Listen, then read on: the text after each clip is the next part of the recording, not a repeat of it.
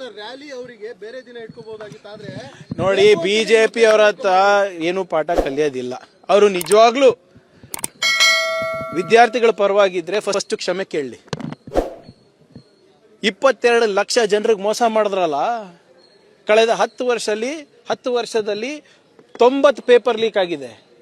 ಸುಮಾರು approximately 90 paper leaks. ಅದ್ರ ಬಗ್ಗೆ ಕ್ಷಮೆ ಕೇಳಲಿ. ಆಮೇಲೆ 3 ಜನ ಎಕ್ಸಾಮ್ ಬರ್ಲಿಕ್ಕೆ ಆಗಿಲ್ಲ ನಿಜ. ಕಾರಣಗಳು ನಾನು ಬಹಿರಂಗವಾಗಿ ಹೇಳಿದ್ದೀನಿ. ಒಬ್ರು ಮಾಗಡಿಯಿಂದ ಬರ್ತಾ ಇದ್ರು, ಮಾಗಡಿನಲ್ಲಿತ್ತ ನಮ್ದು ಇದರಲ್ಲಿ ನಮ್ಮ ಕಾಂಗ್ರೆಸ್ ರ್ಯಾಲಿ. ಇನ್ನೊಬ್ರು ಹಳೆಯ ಹಾಲ್ ಟಿಕೆಟ್ ತಂದಿದ್ದು, ಇನ್ನೊಬ್ರು RT ನಗರಿಂದ ಬರ್ತಾ ಇದ್ರು ಅಂತ ಇದೆ.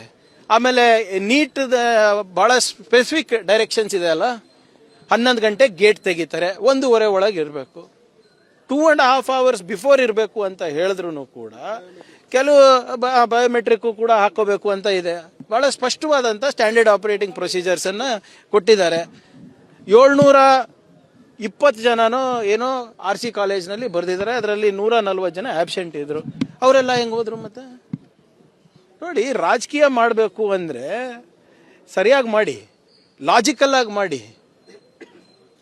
ಮತ್ ನೀವು ಫಸ್ಟ್ ಕ್ಷಮೆ ಕೇಳ್ರಪ್ಪ. ಈಗ ಡೆಲ್ಲಿನಲ್ಲಿ ಅಲ್ಲೂ ಕೂಡ ಸ್ಟೂಡೆಂಟ್ಸ್ಗೆ ಎಕ್ಸಾಮ್ ಬರ್ಲಿಕ್ಕೆ ಆಗಿಲ್ಲ.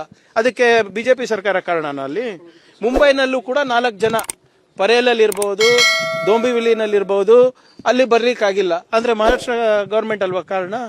ಹಿಂದೆ UP ನಲ್ಲಿ ಟ್ರೈನ್ ಲೇಟ್ ಆಗಿ ಬಂತು ಅಂದ್ಬಿಟ್ಟು ಹೈಕೋರ್ಟ್ 9 ಲಕ್ಷ ಅವರಿಗೆ ಫೈನ್ ಹಾಕಿದ್ದಾರೆ ರೈಲ್ವೇಸಿಗೆ.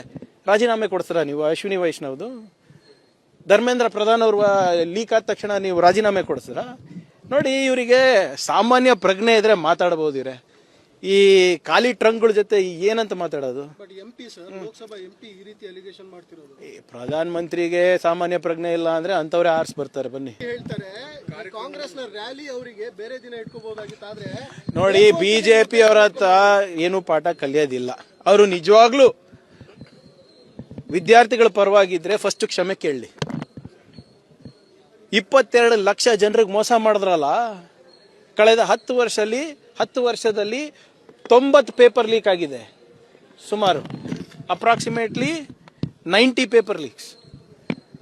ಅದ್ರ ಬಗ್ಗೆ ಕ್ಷಮೆ ಕೇಳಲಿ. ಆಮೇಲೆ 3 ಜನ ಎಕ್ಸಾಮ್ ಬರ್ಲಿಕ್ಕೆ ಆಗಿಲ್ಲ ನಿಜ. ಕಾರಣಗಳು ನಾನು ಬಹಿರಂಗವಾಗಿ ಹೇಳಿದ್ದೀನಿ. ಒಬ್ರು ಮಾಗಡಿಯಿಂದ ಬರ್ತಾ ಇದ್ರು, ಮಾಗಡಿನಲ್ಲಿತ್ತ ನಮ್ದು ಇದರಲ್ಲಿ ನಮ್ಮ ಕಾಂಗ್ರೆಸ್ ರ್ಯಾಲಿ.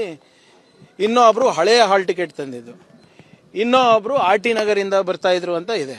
ಆಮೇಲೆ ನೀಟ್ ಬಹಳ ಸ್ಪೆಸಿಫಿಕ್ ಡೈರೆಕ್ಷನ್ಸ್ ಇದೆ ಅಲ್ಲ, 11 ಗಂಟೆ ಗೇಟ್ ತೆಗಿತಾರೆ, 1:30 ಒಳಗೆ ಇರಬೇಕು, 2.5 hours ಬಿಫೋರ್ ಇರಬೇಕು ಅಂತ ಹೇಳಿದ್ರು ಕೂಡ ಕೆಲವು ಬಯೋಮೆಟ್ರಿಕ್ ಕೂಡ ಹಾಕೋಬೇಕು ಅಂತ ಇದೆ.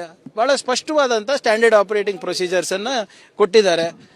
720 ಜನನೋ ಏನೋ RC ಕಾಲೇಜ್ನಲ್ಲಿ ಬರೆದಿದ್ದಾರೆ. ಅದರಲ್ಲಿ 140 ಜನ ಆಬ್ಸೆಂಟ್ ಇದ್ರು.